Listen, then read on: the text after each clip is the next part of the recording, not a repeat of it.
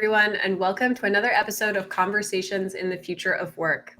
I am your host, Rachel Cossar, and I'm really excited today to get into a concept that's really critical when we think about future of work, workplaces, culture, relationships, and that's psychological safety, what it is, what it isn't, how to get there. And I'm really excited to welcome Nogol Madani. Please welcome. So good to see you. Thank you so much, Rachel, for having me. And I'm super excited to talk about psychological safety and future of work. Yes, absolutely. So if you don't mind, just for the audience, sharing a little bit about your body of work, what you spend most of your time on now. Yeah, so basically, I'm a founder and CEO of Glee Factor. Glee Factor is an organization dedicated to help leaders build high-performing, inclusive, and future-ready teams through the concept of psychological safety.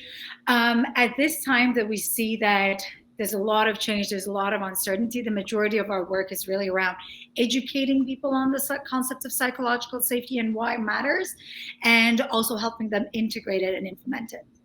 Awesome. Great. So let's dive right in. How do you define psychological safety?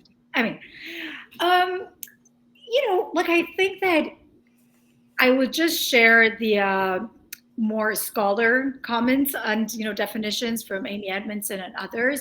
The psychological safety is that belief shared by every team member that they can take interpersonal risks, meaning that when we feel comfortable asking for help, sharing our ideas, discussing problems and challenges, sharing mistakes without a fear of retaliation, judgment, or major consequences, that's when we're going to contribute our best.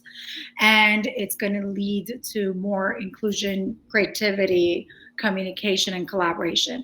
But to just give that feeling of what psychological safety is, I think it's just that feeling that it happens for so many of us that we're in an environment that we think that, okay, I can be myself. I can share my thoughts. I can voice out opinions. And vice versa, you can be actually in environments that you just say, okay, no, I cannot take any risks here. Mm-hmm. And I think you actually, as you were introducing me, you mentioned something very interesting, what psychological safety is, but what is not psychological safety. Because I think that it's a very trendy word, especially in the last few years after post-pandemic.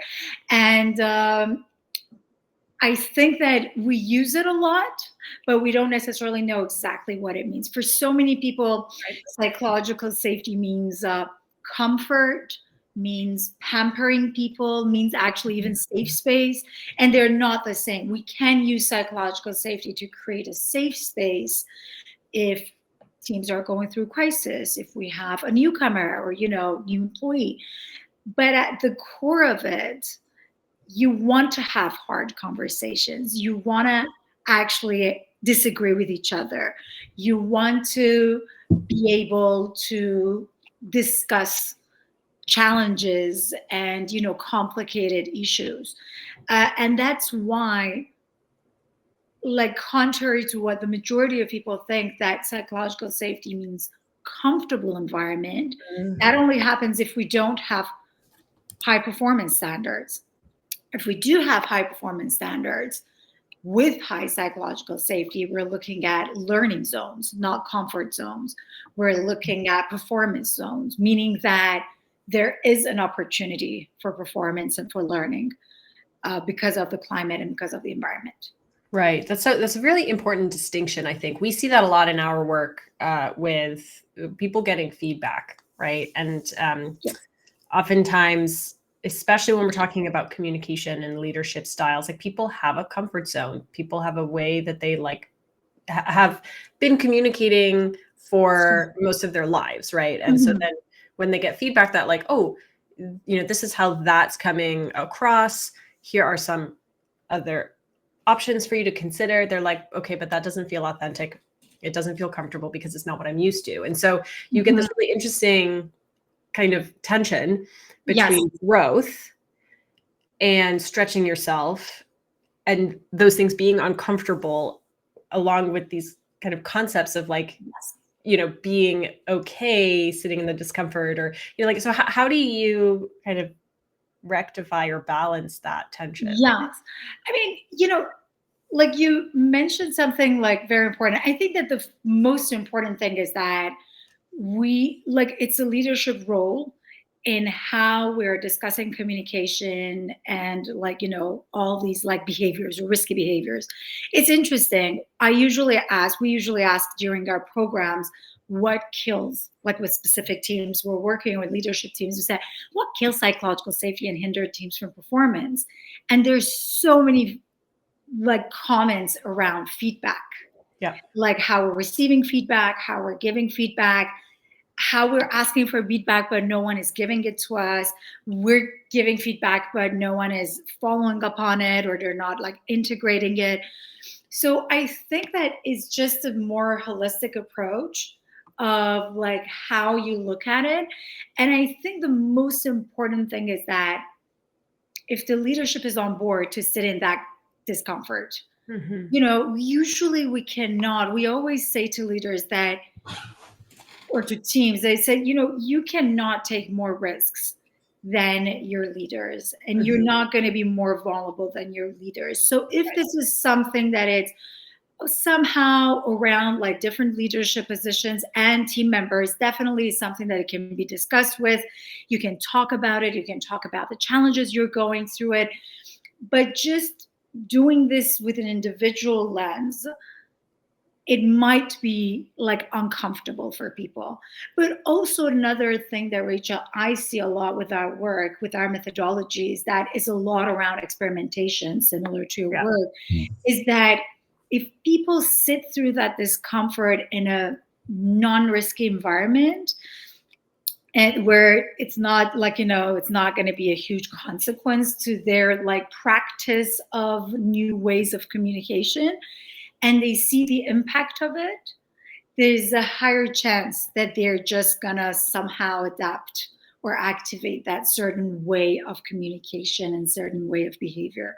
But going to people and asking them, okay, like this is the way to do it, definitely, we always give this example that the only people in the world who wants to change, they're like babies in wet diapers. Other than that, none of us like Right, totally. yes, totally. So the idea is that what is that impact of change, unless we know that the benefit of change is actually a bit more than the cost to go through it. Right. So you mentioned a lot of this has to start with leaders and the, like the tone that they're setting. So if I'm a leader and I'm listening to this, like what, and I'm recognizing like, oh, I don't think that we have a very psychologically safe environment at the office or remotely, like what are some things that they can think about in terms of like, just starting on this journey? I think that, like that's a great question. There are like a few stats that I think that are quite disappointing, that after all these years talking about psychological safety and become quite popular as a content and as a topic, still only 45% of leaders around the world know what it is exactly and why it matters, and only 26% of them know how to integrate it. Yeah. So I guess like having that knowledge of what psychological safety means is extremely key.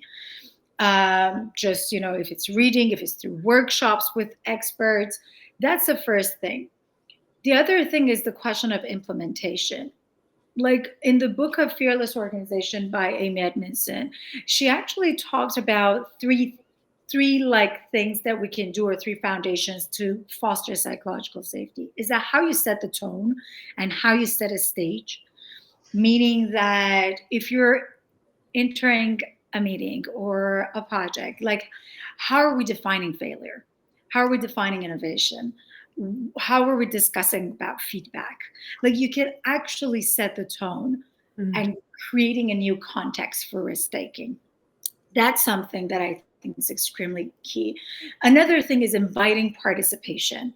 Like, I will share you a few I will share actually a few examples of that. But the majority of time, if even we can change the language of our questions, we can, like, people can voice out their ideas easier,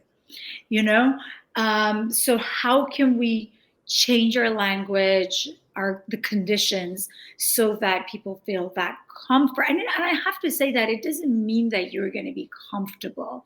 It Yeah. doesn't mean that you're sitting there. No, but it's going to make it doable. Yeah. The Right. whole idea is that you're still probably going to be a bit, okay, like I'm talking about this or I'm sharing my idea, but at least it's feasible for you to do. And the final thing is that, okay, we created an environment, leaders created an environment where they can, people can voice out their ideas. The question is that, how do you respond? Right. And the idea is to respond productively. And, we discussed about this, that so many leaders, I don't know if this happens in your work as well, come to us and say, but if we want to listen to everyone, then we cannot make a decision. And say, you know what, this is two different things. Like, people sharing their ideas and having the opportunity to voice out what they think is really different. It doesn't mean that it's guaranteed that their idea is going to be the one who's been selected. You're just hearing out, and we say that, okay, I really appreciate you sharing, but this is our path forward because of this. So you're tapping on the collective intelligence, but that doesn't mean that you just have to go with those ideas. So I guess these are just the three frameworks of setting the stage, inviting participation, and answering productively, responding productively. But some of the small things that leaders can do is to commit to small, consistent actions. When we talk about behavioral change, and if we consider that you want to change behaviors within the team, we want them to do things differently. We want them to communicate differently, to collaborate differently, to create differently. It's going to take a while. Yeah. So you have to look at it as like a gym process. Like, there are some people that they think, they say that, can we just go through this process in 2 days? I said, no, you can't. Because you cannot. It's the same thing as you cannot have like 2 burgers and then just, go to gyms and then have burgers all the time. And after 5 weeks to say, okay, how come nothing has changed? Like, that consistency in the behavior is what is going to actually create that sustainable change. A few things for interactions that I can share with you for leaders. First of all, that knowledge. And I think that knowledge and creating that common language is extremely important for leaders and also for their teams. The other idea is just becoming sensitive.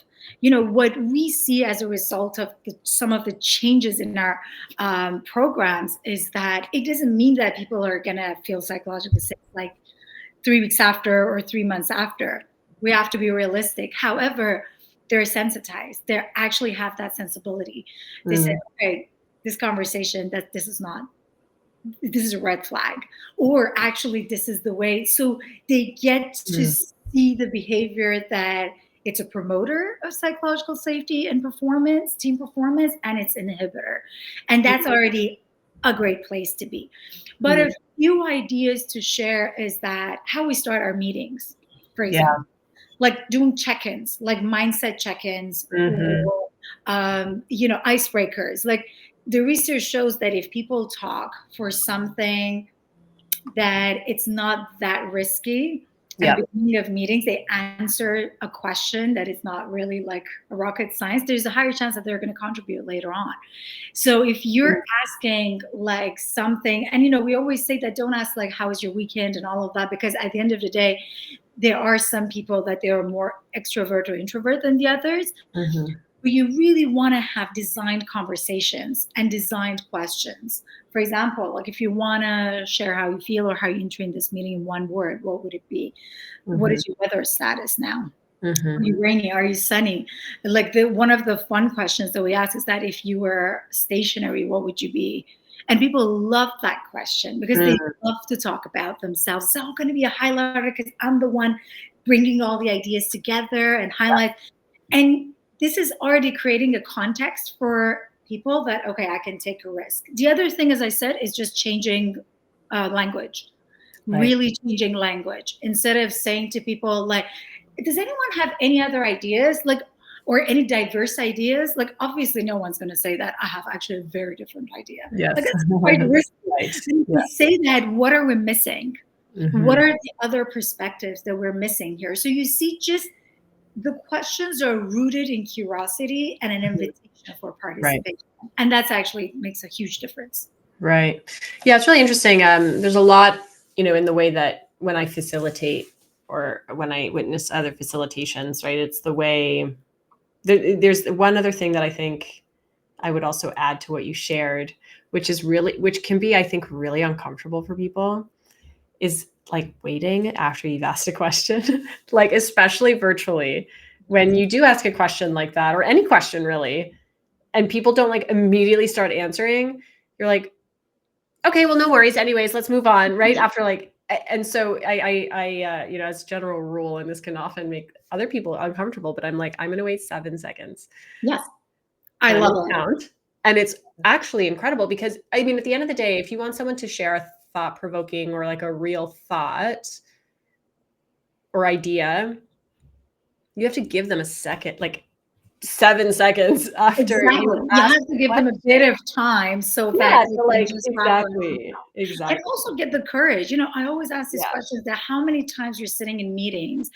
It happened to me all the time that you're thinking that, oh my goodness, I want to share this, I want to share this, I want to share this. Yeah. And you finally didn't get the gut to do it. So that silence, that opportunity, it just gives that, you know what, like, let's do it. And I see that all the time also in facilitating all the time. I say, you know what, does anyone wants to share? And it's always interesting because we say that when people are small, if we go to breakout rooms, for example, like no one wants to come back. Like you're closing the breakout room, no one wants to come back. Yeah. Then you come back, you want to do the debrief, and you say, okay, what went to? No one talks because it's a larger setup, it's a riskier setup. Mm-hmm. So that's also another thing that you create some like smaller conversations rather than like big ones. Yeah. And also this idea that sometimes say, you know what, I'm just going to wait for like 30 seconds to see if anyone wants to take the courage to share. And you see that at some point, one person does it and then everyone follows. Yes, totally. Yeah, it's the setup, I think, is so much more important than people realize. Even just setting expectations around participation too. Like, I think, and we'll get into this in the next question, but especially like virtually, Yes.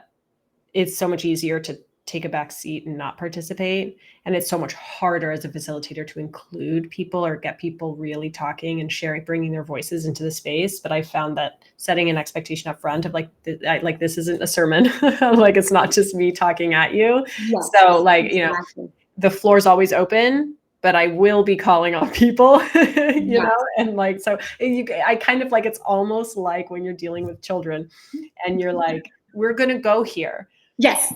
You This is our next step. You can walk with me or I can carry you there, but we are going here, which is just, it's just kind of an interesting level setting or Yes.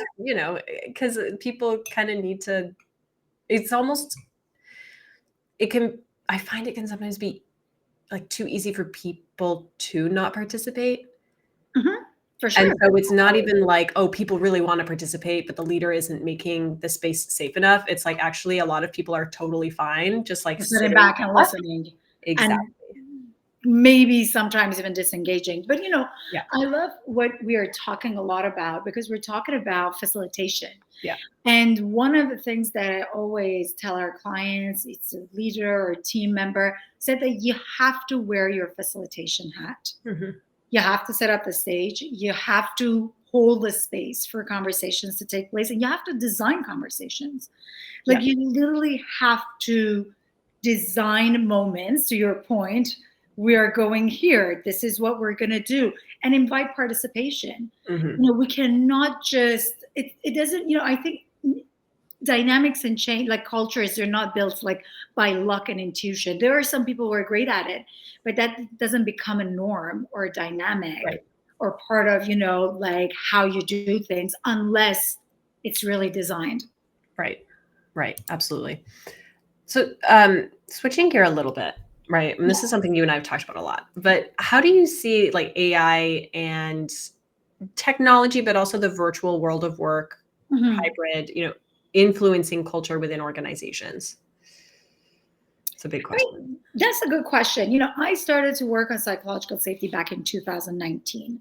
And when I started that, I remember that I used to go to see leaders, either traditional ones or like, more like, forward thinking and startup ones.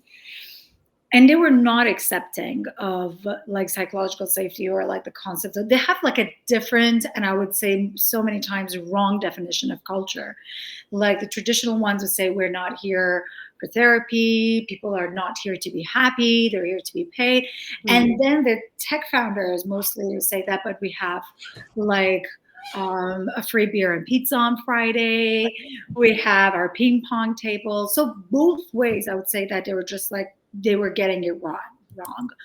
And then when COVID hit and we started with this virtual world of work, I think people understood that culture and team dynamic is beyond perks, and that they are the necessity for people to perform, basically. Right. So I think that was maybe some of the positive like impacts of like what happened during the last like 5 years. Mm-hmm. But I would say that still, when we talk about culture, team dynamics, psychological safety, it's still not a priority for majority of teams.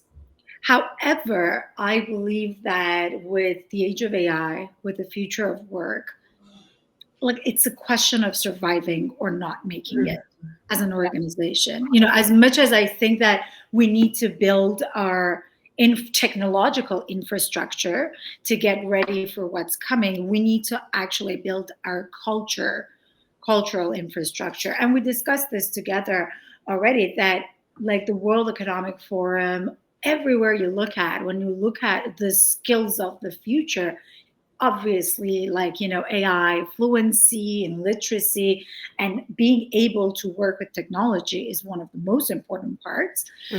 But the human skills, the strategic skills, as you mentioned, that I absolutely love, are going to be key. So my concern is that how we can shift from a world of work where these things, they were always not important and they were always like pushed to the sidelines, to now being center of things. Right. And that's where I believe that like that proactivity from leadership and from teams is extremely important to take the right steps towards what's coming and what's happening.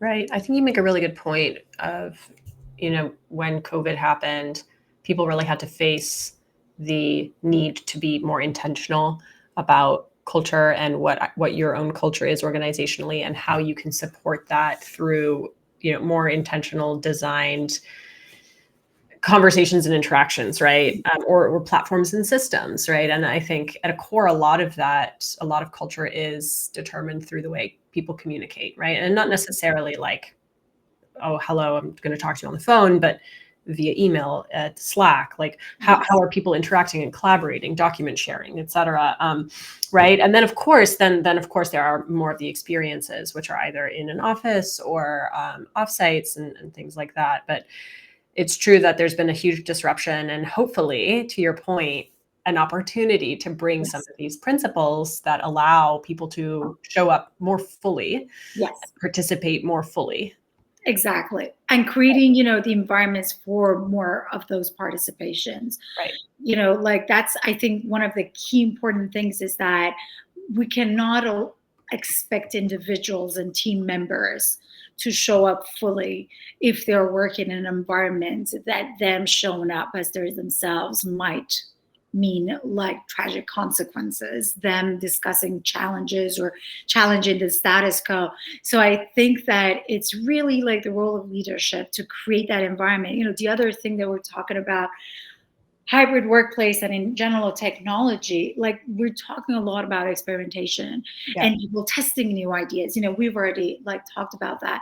But then you go and work with teams, and the majority of them, they don't even have a room to breathe and they need to just perform.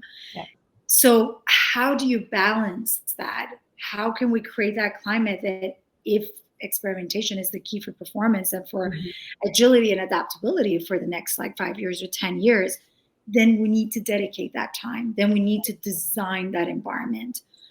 So that experimentation, because when we say experimentation, innovation, what does it mean? It means messy processes. It means lots of mistakes, half-baked ideas. This is it. And it's really different than performance. So I think this is actually that intentionality that you're discussing that I think that leaders and teams need to really embark on. Yes, absolutely. So as we kind of come to the end of this session, like what are you most looking forward to in the next 5 years? What am I most looking forward to? I mean, on one side, I'm super excited, I have to say, Yeah. because I think that since the Industrial Revolution, we've been told that we need to work like machines and that we need to put our emotions like stay away from human beings and just work like machines. Now, Yeah. with AI agents right beside us, I think that there is an opportunity for us to really actually work as human beings Yeah. and unlock those human potentials Yeah. if we get it right. Yeah. At the same time, it could be really risky and like concerning if we don't necessarily go to go towards that like objective. But I think that I look at AI more as a tool, more as an enabler, more than a replacer. And I think that yeah, we're gonna have like great opportunities to do with it. And I think that there will be lots of opportunities for female leaders as well. This is actually one of my wishes, but I do also believe that again, those soft human strategic skills, like they're the ones that we might just have it a bit more inherently. And like I think that it's if we combine that with AI fluency and literacy, then we can just really somehow lead the path of leadership in the Yeah. next few years. Yep, absolutely. I think that makes a ton of sense. And I think that's like I try to tend towards the like being more positive about the Mhm. future and the outcomes, right? I think that is the way we move forward in a successful way. But yeah, there's always a counterparty to the positive view of things. But I agree. I think it's really interesting to see I think our ability to communicate with machines, with AI, with technology, and collaborate with that while developing all of our own skills and knowledge it makes for an incredibly dynamic and possibly very efficient new Yes. world. Yes. And there are some things that hopefully will be made easier as a result. But I think we also have to then be careful of you know, these efficiencies just being replaced with more work, more busy work, more Yes. right? Exactly. Whereas in an ideal world, it can be replaced with a little bit more family time, a little bit more hobby time, a little bit Yeah. more More self, human. Yeah. right? Like that. Yes, I totally agree. I totally agree with you. But one concern that I have is that when we're talking about collaborating with technology, working with technology, like we still have a long way to build those muscles amongst ourselves as human beings. So I think like that intentionality and proactivity around building that cultural infrastructure, it's really key for us Yeah. to make sure that once we get to the other side, we're just well equipped with the right tools and right skill sets. And I think that psychological safety could be one of the foundations towards that path for sure. Yeah, absolutely. I mean, it seems like such a basic thing, and yet at the same time, it's so critical and specific that it takes a lot of effort to really nurture, right? Exactly. To nurture and maintain it. Yep. Exactly. To implement it, really. Yeah. Totally agree. Yes. Nogol, thank you so much for joining us today and sharing so much about this really important concept. Anything else you'd like to share with the audience, or how can people connect and engage with you? Yes, for sure. I'm always on LinkedIn, so definitely Nogol Madani. They can just like find me there. You can check our website at gleefactor.com. We do have a free assessment for like future readiness for leaders to see like where they're standing. And I share lots of comments and content because I know that we're all going through this uncertainty, and I think together through a community, we can actually usually go through these moments a bit easier and smoother. Wonderful. Awesome. Well, thank you again so much for showing up and for sharing so much with our audience. And as always, thanks to our audience for joining. We'll see you next time. Thank you so much, Rachel.